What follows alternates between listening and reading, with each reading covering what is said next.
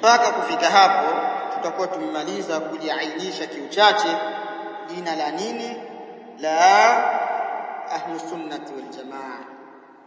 Na kabla dhalika nadhani ndio kueleza pia mtu akulita jina hilo wa kwanza ni kadhalika Abdullah ibn Abbas wakati na tafsiri aya Allah tabaraka wa taala yawma tabayyanu wujuh wa taswad wujuh, siku ambazo nyuso zitang'ara na nyuso nyingine zitakuwa ni ngumu nyeusi.